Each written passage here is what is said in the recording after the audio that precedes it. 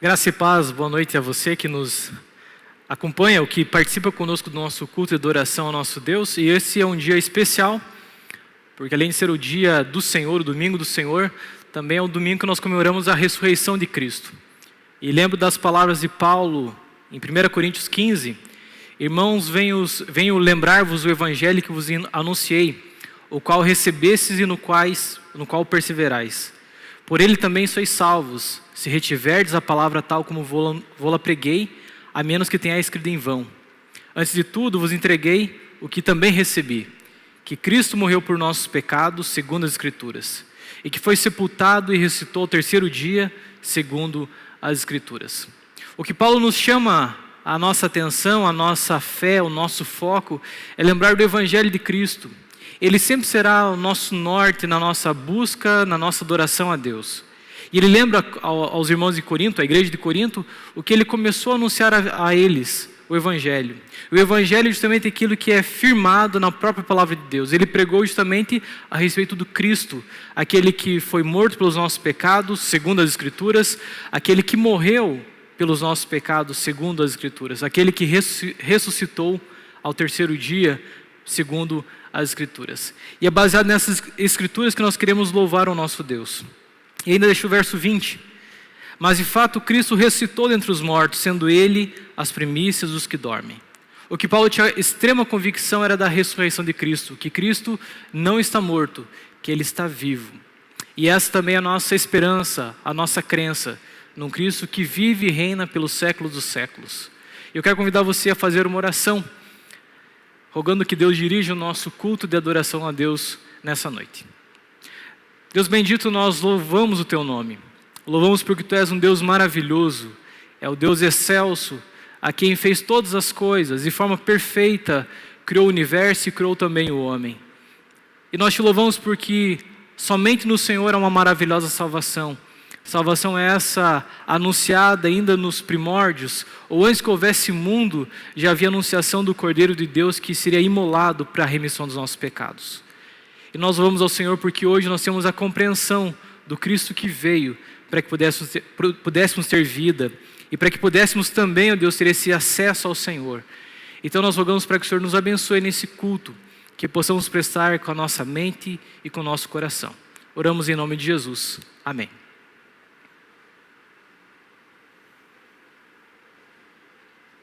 Isaías 53, versículo 7 diz o seguinte: Ele foi oprimido e humilhado, como cordeiro foi levado ao matadouro, e como ovelha muda perante os seus tosqueadores, ele não abriu a boca. Jesus, o Cristo, ele tomou o meu e o seu lugar.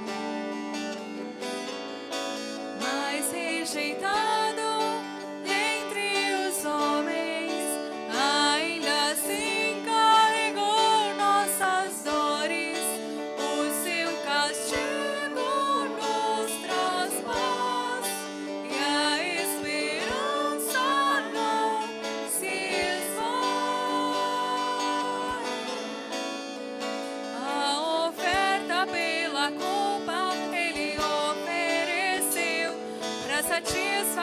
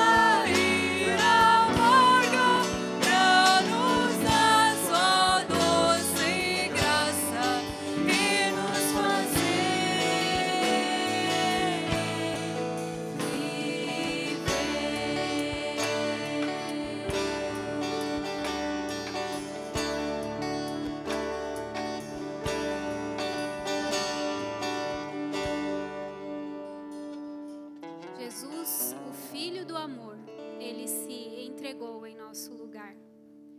Jesus morreu por nossos pecados. E muitas vezes as nossas ações, as nossas atitudes, são ações que desagradam ao Senhor. Por isso agora eu gostaria que você aí na sua casa tivesse um momento de meditação e que pensasse consigo mesmo como tem sido as suas atitudes, as suas ações com relação a esse Deus. Peça perdão a Ele. A palavra do Senhor diz que quando nós confessamos os nossos pecados, Ele é fiel e justo para nos perdoar. Faça um momento agora de oração e peça a Deus perdão.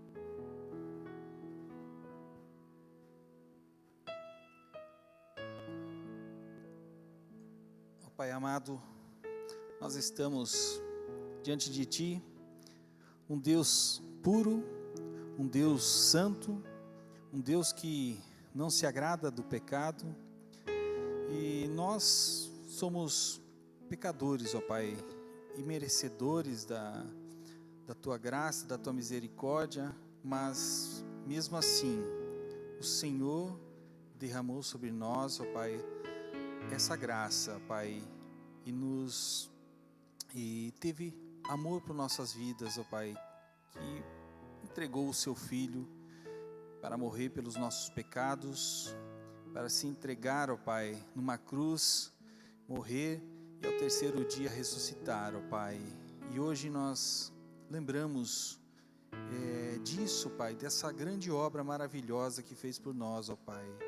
Nós sabemos, ó Pai, que não podemos nos achegar diante a Ti pela nossa natureza, por aquilo que nós fazemos, e o Senhor precisou, ó Pai. O Senhor é um Deus justo, um Deus que precisou aplicar, ó Pai, a sua ira sobre alguém, ó Pai, e foi pelo Seu Filho Jesus Cristo.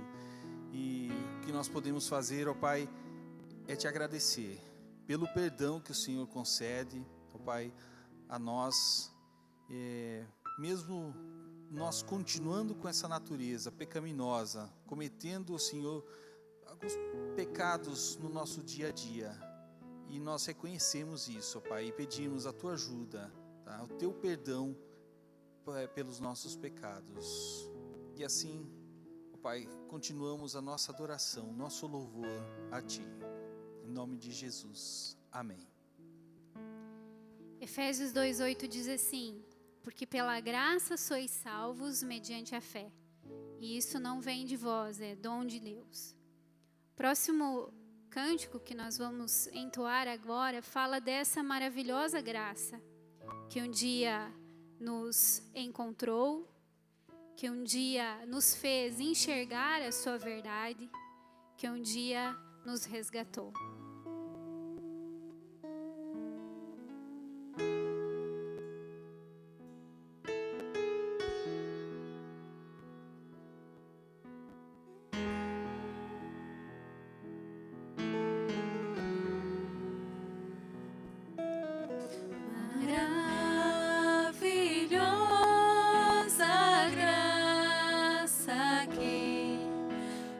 Perdido me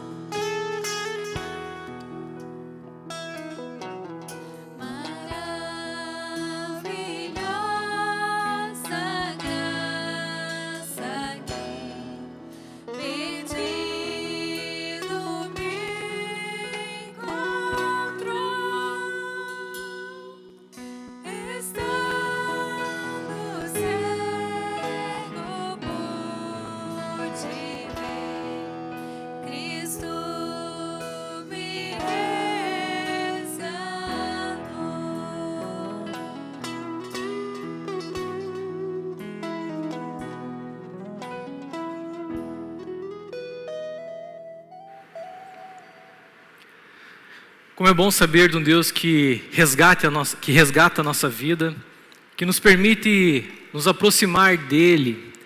E é justamente quando lembramos que fomos libertos de uma prisão, de uma escravidão, e que agora podemos contemplar a graça de Deus, é que nós temos ainda um desejo, ou deveríamos ter um desejo maior, de se aproximar dEle e de aprender mais dEle. Nós temos estudado a carta de Gálatas, e essa exposição mostra justamente um povo, uma igreja, uma reunião, uma região onde que várias igrejas haviam conhecido o Evangelho de Cristo pregado por Paulo. E Paulo vem chamar a atenção a essas igrejas da Ásia, justamente porque eles deixaram esse Evangelho libertador e estavam agora voltando a uma forma de escravidão. E muitas vezes nós também podemos estar indo no mesmo caminho quando nós deixamos de lembrar do Evangelho que lembra a obra de Cristo na cruz pelas nossas vidas. Hoje, em especial, nesses dias, nossa mente, nosso espírito se volta justamente para o momento da crucificação do Senhor Jesus Cristo. Mas isso não deve ser apenas algo anual, precisa ser algo diário em nossas vidas. E pensando no capítulo 3, então, de versos de 1 a 14, eu queria que você, mesmo na sua casa, que você prestasse atenção nessa leitura, que é que nós meditaremos nessa noite. Paulo, então, escreve aos Gálatas: ó Gálatas insensatos, quem vos fascinou a vós outros, ante cujos olhos foi Jesus Cristo exposto como crucificado? Quero apenas saber isso de vós: recebeste o Espírito pelas obras da lei ou pela pregação da fé? Sois assim insensatos que, começado no Espírito, estejais agora vos aperfeiçoando na carne? Terá sido em vão que tantas coisas sofrestes? Se na verdade for em vão. Aquele, pois, que vos concede o Espírito e que opera milagres entre vós, porventura o faz pelas obras da lei ou pela pregação da fé? É o caso de Abraão, que creu em Deus e isso lhe foi imputado para a justiça. Sabei, pois, que os da fé é que são filhos de Abraão.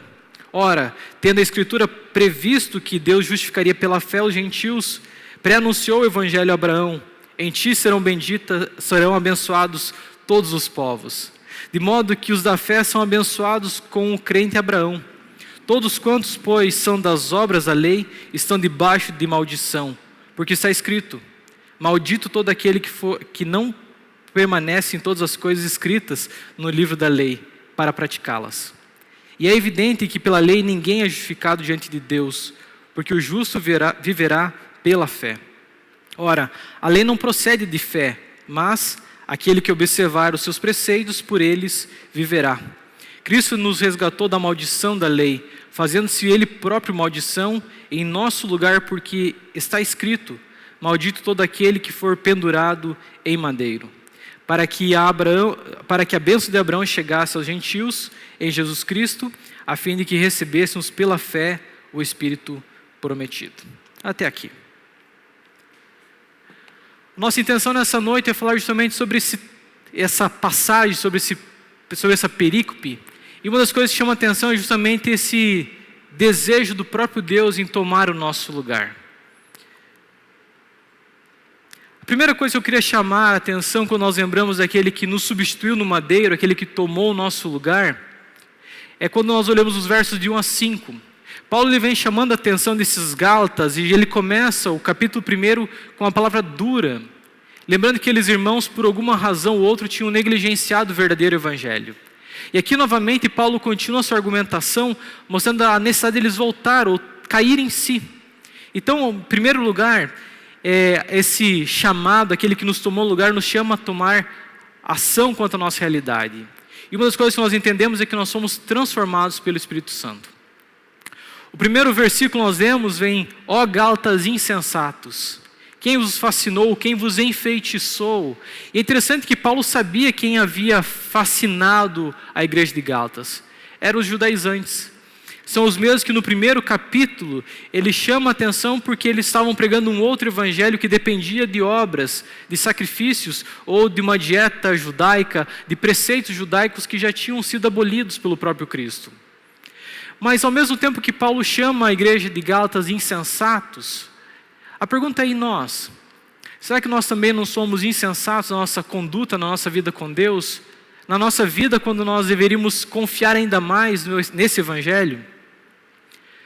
A insensatez, segundo o dicionário, é justamente aquele que não é são, ou seja, aquele que tem problemas, aquele que não usa da sua racionalidade, ou seja, aquele que age de modo inconsequente, sem ter um bom senso das suas atitudes. E, literalmente, é aquele que não tem bom senso. E quando nós pensamos nessa ideia de não ter uma boa ciência, um bom raciocínio, o que Paulo está lembrando é que esses homens, por um momento, ouviram a respeito do evangelho puro, simples, que apontava a Cristo como a salvação das suas almas, e no momento eles abandonaram totalmente isso, voltando para aquilo que era sombra. Assim também nós precisamos lembrar dessa indignação de Paulo, porque em momento ou outro nós também somos fascinados por muitas coisas que não é o essencial da nossa vida. O raciocínio lógico agora de Paulo era lembrar que eles estavam falhando em uma coisa fácil, ou simples, ou extremamente necessária para a nossa vida, a nossa obediência a Deus. Por um momento, aqueles homens tiveram uma atitude não apenas de mente ou de falta de raciocínio, mas o seu coração, as suas emoções, a sua vida foram também levadas ou tomadas a viver uma vida ou um outro evangelho. Então Paulo fala de forma dura: vocês são insensatos. Vocês deixaram ser conduzidos não por aquilo que eu ensinei a vocês, não por aquilo que as Escrituras falam a respeito do Evangelho ou do próprio Cristo, mas por aquilo que algumas pessoas passaram a mostrar a vocês. E isso mostra que, pelo mínimo da argumentação de Paulo, aqueles homens e mulheres, aquela igreja, deixou de ter o mínimo de discernimento espiritual quanto àquilo que traz de fato verdadeira salvação. Se nós imaginarmos que Paulo, nas suas cartas, ele trabalha de forma insistente e sistemática a questão da salvação, da justificação, do pecado, da redenção, da obra do Espírito Santo em nossa vida, é de se imaginar também que o período que Paulo passou na região da Galácia, ele tivesse feito a mesma coisa. Mas por um momento aqueles homens foram fascinados por falta de obediência, por falta de conhecimento. E a razão de tudo isso, da ira de Paulo, é porque eles deixaram aquilo que era mais importante. O que Paulo está mostrando é que ele não trabalhou de qualquer forma a pregação do Evangelho. A ideia é assim que ele expôs, que ele publicou de forma veemente o Evangelho de Cristo. E por isso, então ele diz aí no primeiro verso: vós outros, antes cujos olhos foi Jesus Cristo exposto como crucificado. Ou seja, a mensagem de Paulo, ele diz a mesma coisa aos Coríntios, que ele decidiu pregar não outra coisa senão ser o Cristo crucificado. A mensagem do Evangelho sempre vai apontar para a obra de Cristo e não para nossas obras, não para as obras da lei, não para as obras da carne, não para o nosso esforço pessoal, mas sempre apontando para a obra de Cristo, para aquilo que Ele fez por nós. E aqueles homens e mulheres estavam sendo insensatos ou de pouco raciocínio, porque por um momento deixaram a fonte, o manancial de águas vivas, para se alimentar ou para se embebedar de um poço que não poderia manter as suas águas. Por isso que Paulo lembra que esse Cristo que foi crucificado, ele estava lembrando ou anunciando isso numa voz passiva, lembra que é algo que aconteceu no passado, mas que para aquele momento tinha efeitos no presente da vida daquela igreja. Assim como nós também cremos na obra do Cristo que foi crucificado, do Cristo ressurreto, algo que já aconteceu, mas que as suas bênçãos continuam sendo ativas em nossas vidas hoje. Assim, nós não precisamos de algo a mais na nossa vida, não precisamos de um evangelho a mais para trazer alguma excelência na nossa vida com Deus. Precisamos voltar ao evangelho assim como ele é. Quando nós pensamos nessa obra de Cristo, nós lembramos de uma obra realizada no passado, que pagou o preço pelos nossos pecados, como nós cantamos agora há pouco, mas também ela aponta para a absolvição dos nossos pecados. E essa absolvição nos lembra daquilo que nos aguarda, a vida eterna em Jesus. E quanto a isso, não há necessidade de acrescentar mais nada. Mas Paulo continua com a sua argumentação. E o verso 3 vem com essa mesma intensidade. Vós sois insensatos. Mas por que Paulo agora lembra que eles estavam sendo insensatos? Primeiro, porque eles estavam deixando o evangelho como ele era. O evangelho não é apenas uma forma de viver, uma filosofia cristã. O evangelho é mais do que isso. O evangelho é aquilo que mostra como Deus nos vê. O evangelho nos aponta também quem o próprio Deus é. E por um momento eles estavam esquecendo que tudo aquilo que estava acontecendo na vida deles de transformação não era obra humana, mas era obra divina. Não era a elucidação de Paulo ao anunciar de forma humana o Evangelho, mas era a operação do Espírito Santo através da vida de Paulo. Quando nós olhamos para a nossa vida, é impossível pensarmos uma regeneração sem a ação do Espírito Santo em nós. E por isso ele diz: sois assim insensatos, que tendo começado no Espírito, estejais agora vos aperfeiçoando na carne. Ou seja, como que vocês podem pensar dessa forma? Como que vocês podem pensar que vocês, começando pelo Espírito Santo, aquele que nos conhece, aquele que aponta os nossos erros, vocês podem pelo esforço próprio ser aperfeiçoados ao ponto de ser acabados, ou ter essa obra-prima de Deus, que é a nossa vida, feita ao seu padrão? Isso é impossível. Mas quantas vezes nós somos chamados a tentar de uma forma ou outra transformar a nossa vida sem Deus? Quantas vezes somos insensatos na ideia de também usar da nossa própria carne, ou do esforço do nosso pensar, ou das nossas ações, em reprimir às vezes alguns sentimentos, mas não tratá-los como deveríamos? E é por isso que eu quero dizer para você que você também é insensato, assim como eu também sou, quando nós tomamos pequenas atitudes simples, mas que apontam o quanto nós temos trocado, negligenciado a salvação que vem do próprio Deus. E somos insensatos quando nós nos apavoramos das circunstâncias e não confiamos em Deus. Quantas pessoas são apavoradas? Quantas pessoas estão sem saber o que fazer? Quantas pessoas estão totalmente trancadas em casa, não simplesmente por uma prevenção, mas porque tem um medo de morte, cheira a morte e parece sair de dentro da sua casa. Não tem esperança. E nós também às vezes não somos diferentes. As circunstâncias nos abatem e nós não confiamos nesse Deus. Somos inconstantes ou insensatos também quando nós trocamos alegria pelo medo. Quando lembramos da crucificação de Cristo, da sua morte, os discípulos foram para suas casas e trancados, as portas estavam fechadas, porque tinham medo que também viessem para tirar a sua própria vida, matar o Mestre, virão também ao nosso encontro. Somos insensatos quando trocamos a certeza pela dúvida. Quanta certeza nós temos quanto à vida eterna? E quantas vezes nós ficamos ainda firmados em dúvidas quanto à nossa fé? E é incrível como a dúvida, ela nos gera mais dúvidas ainda. Essa semana eu conversava com o pastor Fernando de Veracruz. Ele mandou um artigo super interessante sobre mitos e falava sobre a Arca de Noé, mostrando sendo um grande mito. E como as pessoas são balançadas a buscar mais informações sobre aquilo que seria um mito, do que também buscar informações quanto àquilo que a verdade diz a respeito da obra de Cristo, ou daquela ação salvadora do próprio Deus para a família de Noé.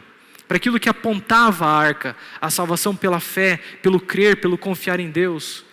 Nós também somos insensatos quando trocamos os méritos de Cristo pelos nossos próprios méritos, pela nossa própria justiça. E nós podemos enumerar a nossa insensatez.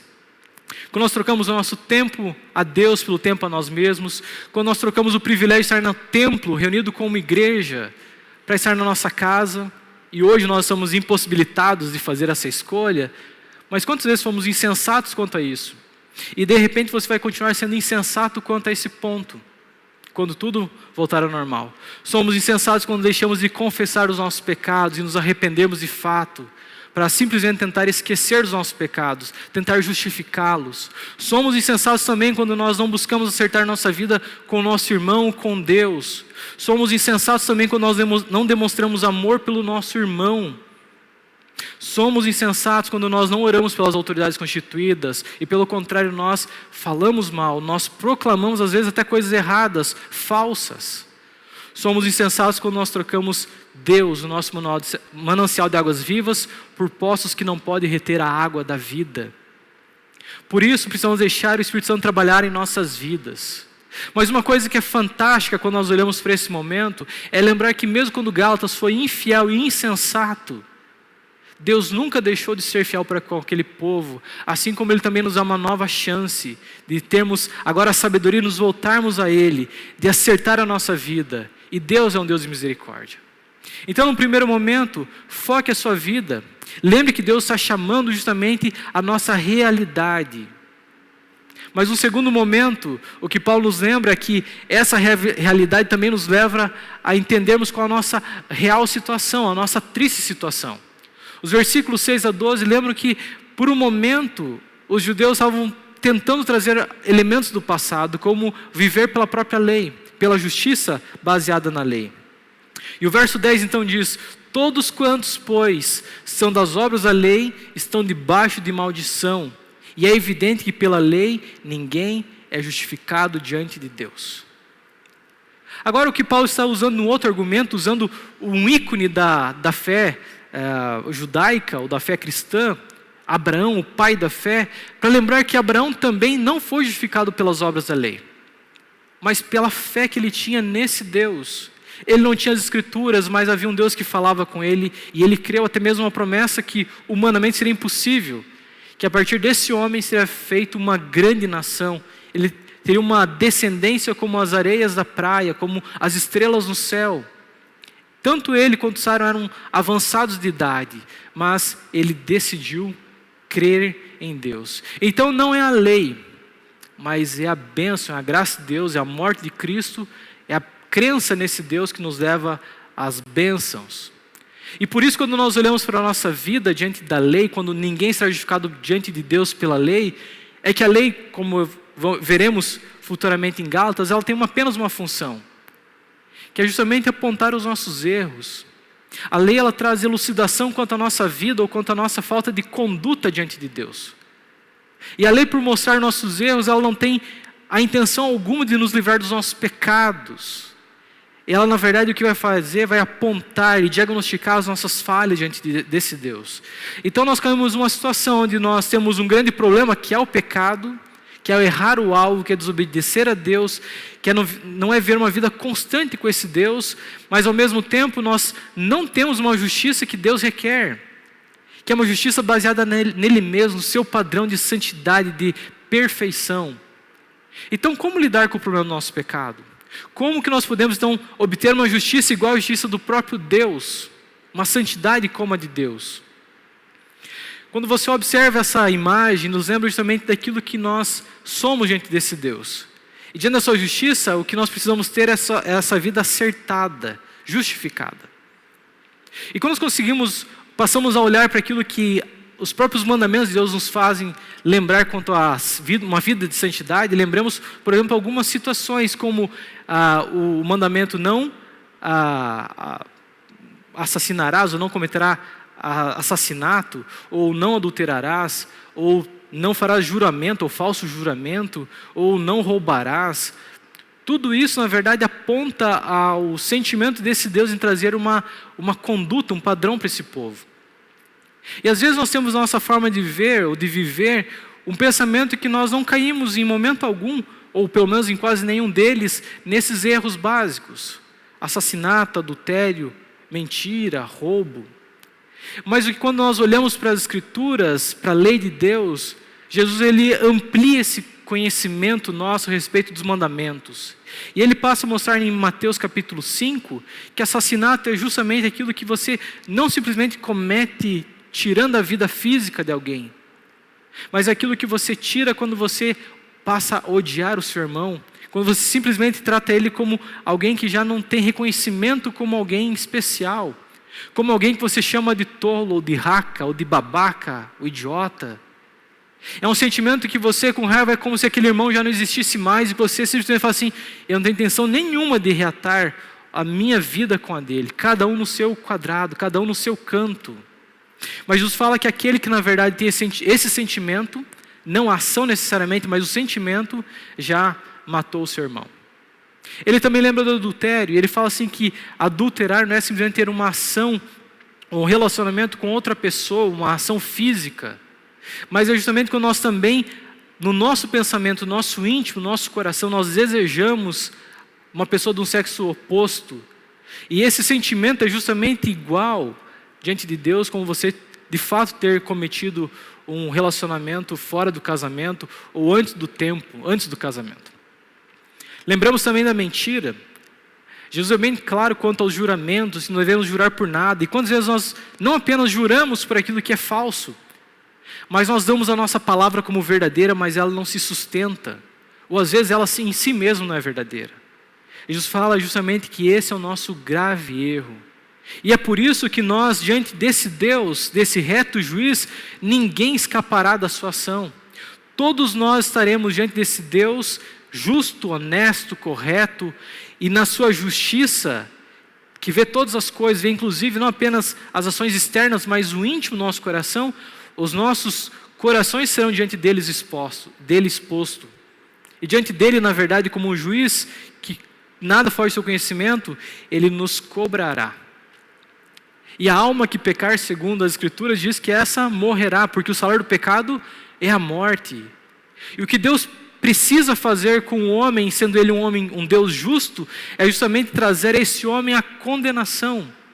E é por isso que o homem está em desgraça sem Deus, ele está condenado, não simplesmente à morte física, mas à morte eterna, sem Deus. E é por isso que nós somos chamados a pensar na nossa situação. Porque a vida do homem precisa de um Salvador, e não de si mesmo, um Salvador que é o próprio Deus. E é por isso que ele lembra, Abraão creu em Deus, e isso lhe foi imputado para a justiça. Aquilo que trouxe justiça, a justiça de Deus para a vida de Abraão, não foi a lei, mas foi a morte de Cristo, algo sendo anunciado antes mesmo do seu nascimento, antes que houvesse mundo, já era anunciada a vinda do Salvador. E isso nos lembra agora que esse Abraão que crê em Deus, que coloca sua confiança em Deus, que coloca sua fé nesse Deus, ele passa a experimentar justamente naquilo que não estava firmado na lei. Por exemplo, vemos esse crer no Gênesis capítulo 15, verso 6, que era justamente aquilo que ele simplesmente decidiu, ele creu em Deus, e isso foi acreditado para a justiça. E esse crer vem muito antes da circuncisão, 10 anos antes da circuncisão de Abraão. Então não era aquela marca no corpo de Abraão que o fazia de fato um homem de Deus, alguém que creu em Deus. Estava muito longe da lei dada a Moisés, a lei mosaica. Então vemos que a ação que faz o homem crer, ou que ele faz experimentar da dádiva de Deus, não está baseada na lei do homem, ou na lei de Deus, ou em alguns instrumentos rituais que existem entre os homens, mas na confiança colocada nesse Deus.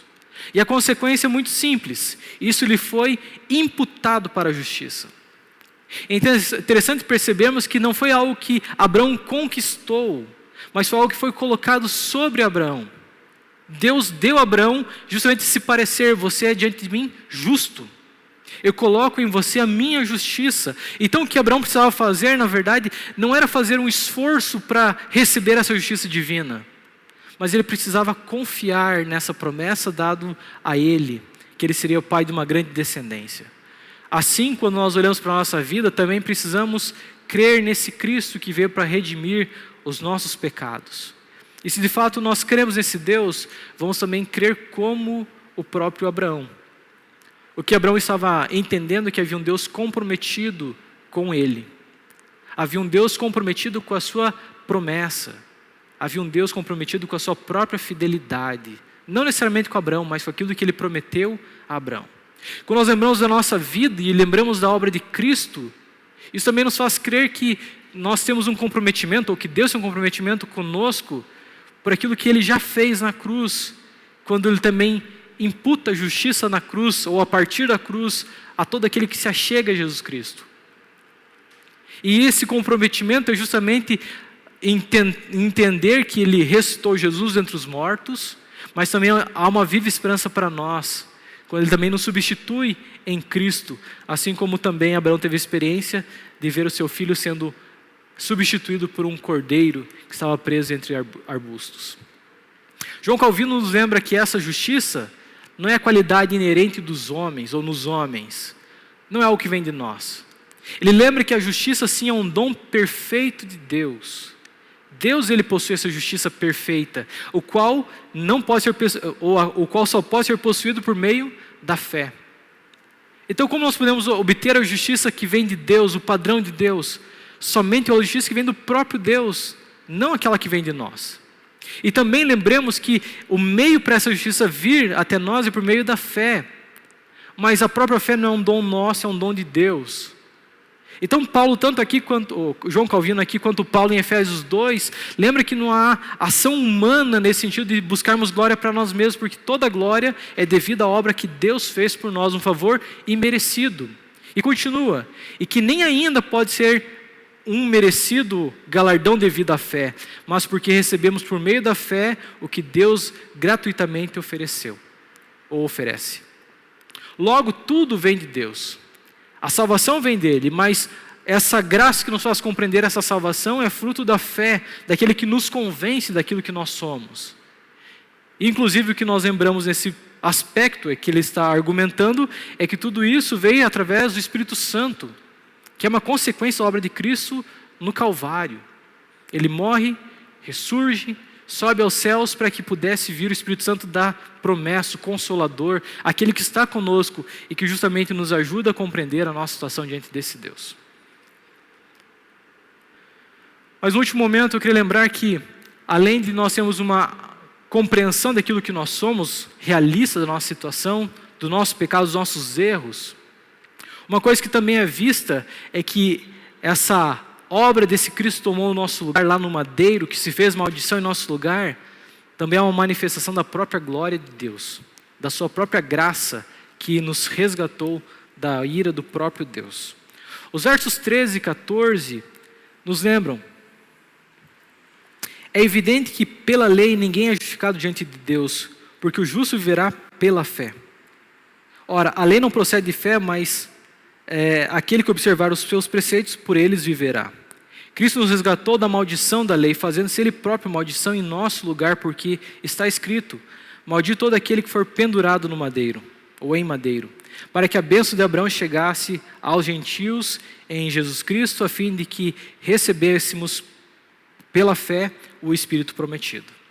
Por um momento nós lembramos aquilo que nós temos com a lei. Ninguém é justificado pela lei. Pelo contrário, todos são condenados pela lei. Mas agora o que ele está lembrando é que através da fé nós experimentamos algo sublime, algo que vem do próprio Deus, daquilo que Ele já fez em nossas vidas. E uma das coisas que Ele nos lembra é que maldito é todo aquele que for pendurado em madeiro. E quando olhamos para Deuteronômio, essa expressão se dava àqueles homens que cometeram seus delitos entre os de Israel e que eles eram executados, e como uma forma de testemunhar o seu erro, o seu pagamento, ou a justiça, eles eram levantados no madeiro ou até mesmo em árvores. Mas o próprio Deus dizia que não podia ficar mais que um dia, porque era um maldito de Deus aquele que estava pendurado. Porque ele demonstrava justamente o horror do pecado, da falha do homem, da sua incapacidade de seguir os preceitos de Deus. E agora o que Deus está justamente vendo é o seu próprio Filho sendo feito maldição. Se por um momento os delitos de um homem já eram indignos diante desse Deus, ou era algo horrendo para Deus, agora ele via os pecados daqueles que creem em Cristo sobre o próprio Jesus. E esse Cristo agora inocente recebendo a sua maldição, a nossa maldição sobre si. E é por isso que no Antigo Testamento nós olhamos e vemos essa ideia de execução do Cordeiro para substituir o pecador. E agora de uma forma mais clara nós vemos a manifestação daquilo que era sombra, da Páscoa que falava do Cordeiro deve ser separado, imolado, o seu sangue aspergido nas portas, nas vergas das portas, agora apontando para esse Cristo que se fez maldição no lugar do inocente. Se por um momento olharmos para o passado e nós nos víamos condenados pelos nossos pecados, pelos nossos assassinatos, pelo nosso adultério, pela nossa mentira, pelo nosso roubo, pelas formas que nós negligenciamos as nossas obrigações, pela forma que nós simplesmente decidimos viver para nós mesmos e não para Deus, pelos nossos pecados que são de repente ocultos ou aqueles são públicos, tudo isso aponta que nós precisamos de um Salvador.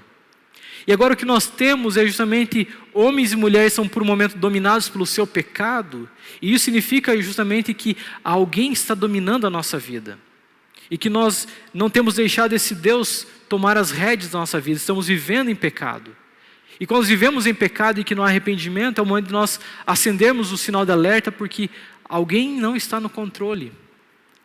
E é por isso que quando nós entendemos que a nossa vida está nas mãos de Deus e nós cremos naquilo que Ele fez, não importa a quantidade de fé, mas importa na verdade em quem nós colocamos a nossa fé. O texto diz, Abraão creu e isso foi imputado para a justiça.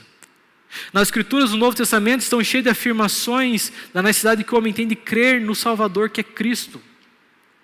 Não há necessidade de fazer outra coisa senão arrependimento e fé.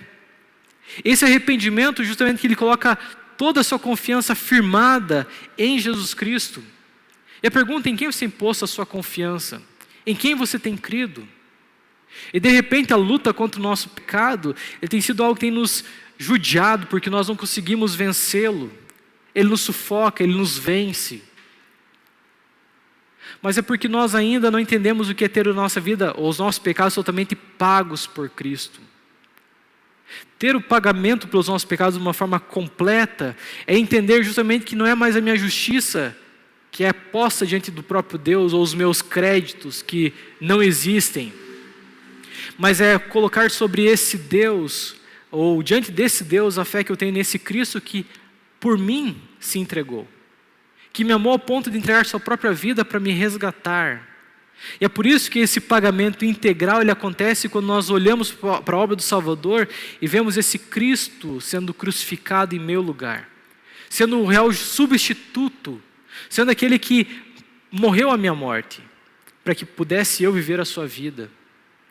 Se nós temos vivido a vida de Cristo, então nós sim entendemos o que é justificação, que é o ato de Deus nos tornar justo, declarar justo, é entender que não há mais condenação, não há mais peso do pecado sobre a nossa vida, não há agora aquilo que nos prende ao pecado, porque fomos libertos do pecado e somos livres para Deus.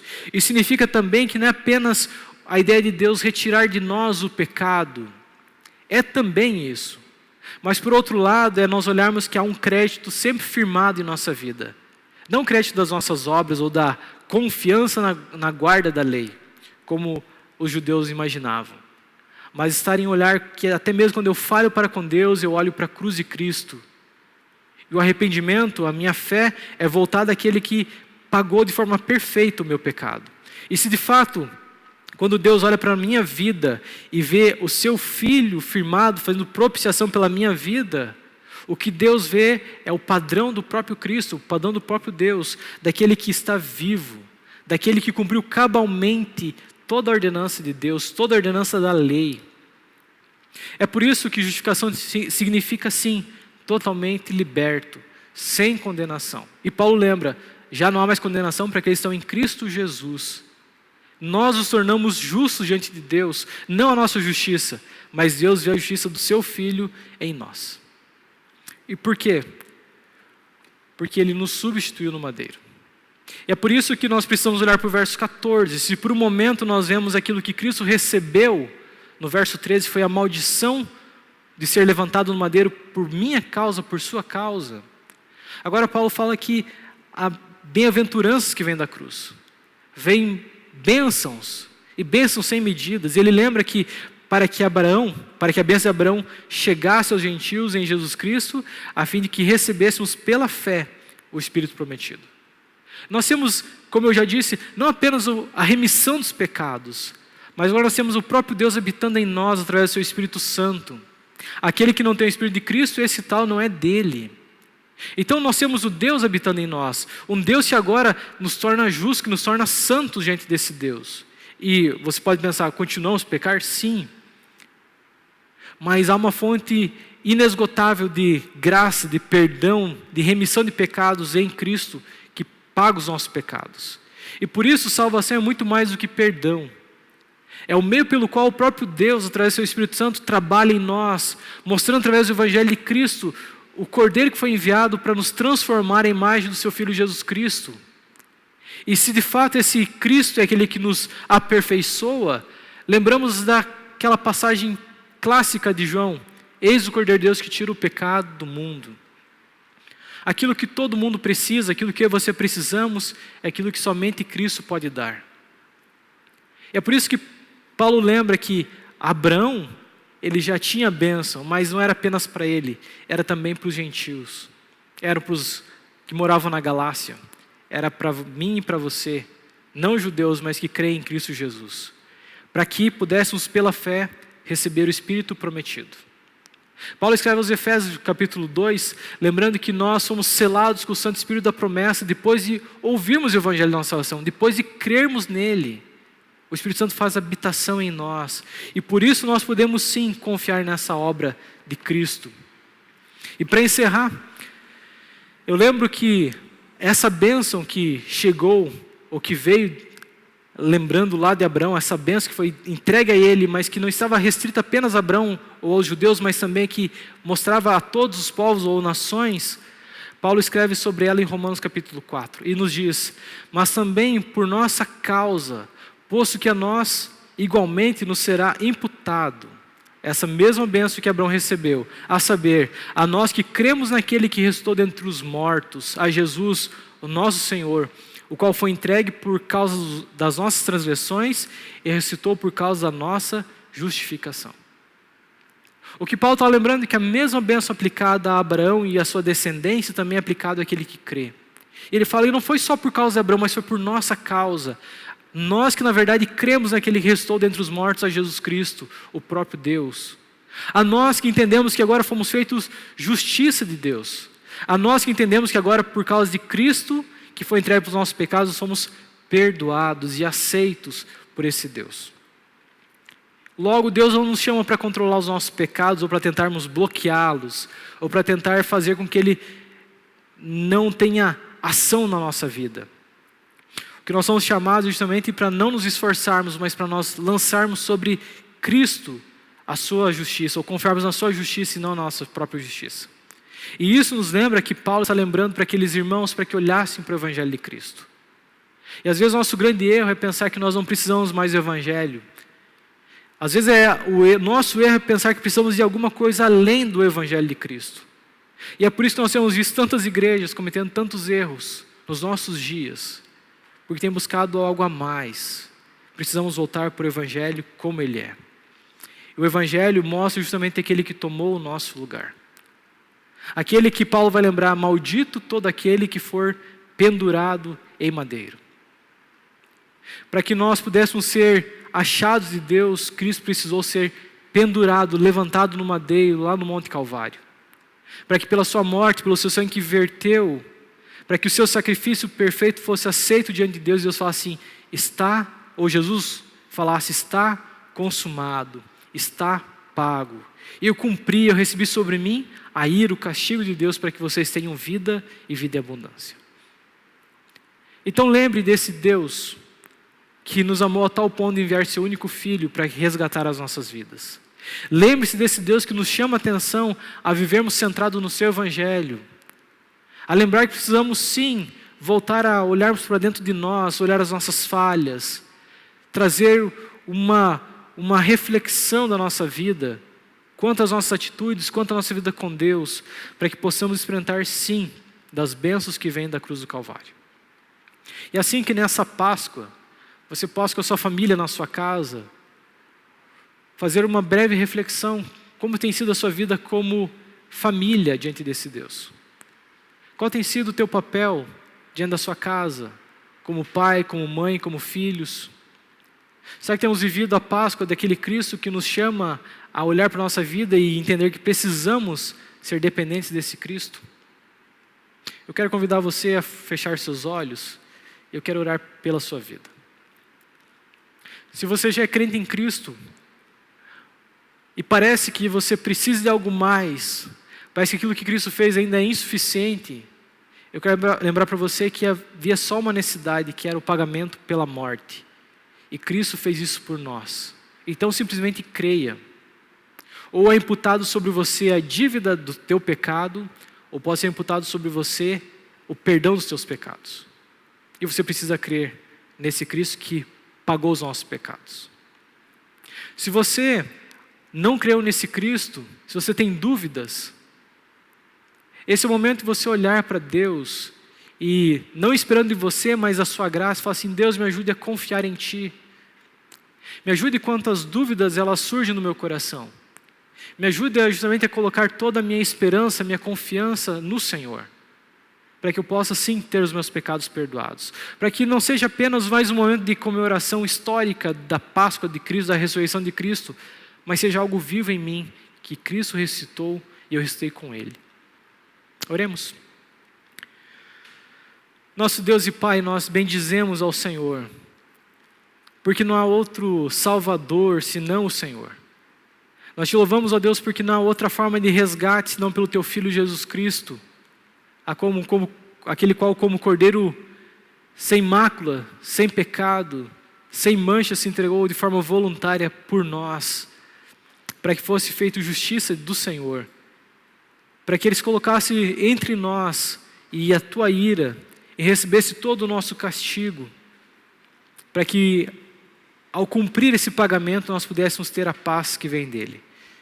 E por isso, Deus, eu rogo por aqueles que nos assistem nessa noite, aqueles que participam conosco desse culto, que o Senhor fale profundamente as suas vidas, que o Senhor promova a fé nos seus corações, que a Tua graça seja manifesta a tal ponto que eles possam entender a necessidade de arrependimento, de ter uma vida com o Senhor, de abandonar suas próprias vontades carnais, a sua própria justiça, a sua justificação, para que eles possam colocar a sua confiança na Tua justiça. E, ó Deus, rogamos, Deus, pelo nosso país, por esse mundo, ó Deus, que precisa do Senhor. E, Pai, quando olhamos tantas mortes, tantas situações desastrosas acontecendo, e não apenas relacionadas ao Covid, mas a tanta coisa que demonstra a nossa miséria, a nossa pecaminosidade, nós clamamos pela Tua misericórdia. E sabemos, Deus, que existe uma forma de tudo isso acabar, que é o Senhor Jesus voltar, ó Deus, em glória, para resgatar a Sua igreja. E por isso nós clamamos, ó Deus, seja feita a Tua vontade, que o Senhor venha ao Teu reino, e que o Senhor Jesus Cristo não demore em vir para nos buscar. E, ó Deus, enquanto aqui estivermos, traga assim socorro, Deus, aqueles que estão acamados, aqueles que estão enfermos, aqueles hospitais são já sem estrutura. Ó Deus, traga paz também àqueles que estão em momentos críticos com seus familiares, aqueles que perderam, Deus, entes queridos, ó Deus, traga refrigério. E a nós, ó Deus, que temos desfrutado de, em meio a tudo isso, ainda paz, em bonança, Pai, ajude a aproveitar o nosso tempo para o Senhor, para que possamos aproximar ainda mais de Ti. Pai, nós oramos também para que o Senhor permita que esse tempo seja abreviado, para que possamos, como igreja, reunirmos mais uma vez em Teu nome e proclamarmos como igreja que Tu és o Deus da nossa vida, o Senhor, o dono dessa igreja. E, ó Deus, nós oramos em nome do Senhor Jesus Cristo. Amém. Irmãos, que graças ao Senhor Jesus Cristo, o amor de Deus o eterno Pai, que as consolações e essa obra desse Espírito Santo que habita em nós e que nos faz compreender os nossos pecados e que nos justifica, seja sobre todos vós permaneça. Amém. Nós ouviremos ainda, ou cantaremos mais uma música que fala dessa obra de redenção, de um Deus que enviou o Seu Filho para aquele que nele crê não pereça, mas tenha a vida eterna.